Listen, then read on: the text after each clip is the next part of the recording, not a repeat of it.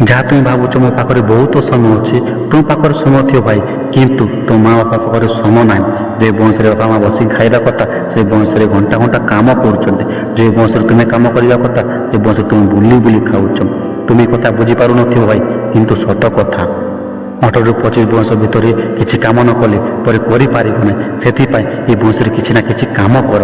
ବୁଲିବା ଅପେକ୍ଷା ବାପା ମା ଦିନ ରାତି ଘଣ୍ଟା ଘଣ୍ଟା କାମ କରି ଯାହା ମାଗିଲ ତାହା ଦେଲେ, ଯାହା କହିଲ ତାହା କରିଲେ, ସାନରୁ ବଡ଼ ହେଲା ପର୍ଯ୍ୟନ୍ତ ଯାହା ଦରକାର ହେଲା ତାହା ଆଣିକି ଦେଲେ। କାହିଁକି ନା ଆମ ହାତ ଗୋଡ଼ କାମ ନ ଦେଲା ବେଳେ ଆମ ସାହାରା ହେବ ବୋଲି। କିନ୍ତୁ ତୁମେ ଆଜି କ'ଣ କରୁଛ? ଘଣ୍ଟା ଘଣ୍ଟା ଇନଷ୍ଟାଗ୍ରାମ ଆଉ ଫେସବୁକରେ ରିଲ୍ ଦେଖି ସମୟ ବର୍ବାଦ କରୁଛ, ଆଉ ସମୟ ଫାଲତୁ ସାଙ୍ଗସାଥିରେ ସମୟ ବର୍ବାଦ କରୁଛ। ଯଦି ଏଇ ବୟସରେ କିଛି ନ କଲେ ପରେ କରିପାରିବ ନାହିଁ। ହଁ ଭାଇ, ସେତେବେଳେ ଇଚ୍ଛା ଥିବ କିନ୍ତୁ ସମୟ ନଥିବ। ଏବେ ସମୟ ଅଛି, କିଛି କରିନିଅ। ଏବେ ତୁମ ପାଖରେ ଜୋସ୍ ଏନର୍ଜି ଅଛି, ଯାହା ଚାହିଁବ ତାହା କରିପାରିବ। ସେଥିପାଇଁ ଏ ସମୟକୁ ନଷ୍ଟ କର ନାହିଁ। ଲାଇଫରେ ଖୁସିରେ ରହିବାକୁ ଚାହୁଁଛ ତେବେ କଷ୍ଟ କର। এই ସମୟ ଆଉ ଫେରି ଆସିବ ନାହିଁ। ଯଦି এই ଭିଡ଼ିଓ ବଡ଼ ଭାଇମାନେ ଦେଖୁଛ ତେବେ ସାନ ଭାଇମାନଙ୍କୁ ସେୟାର କର।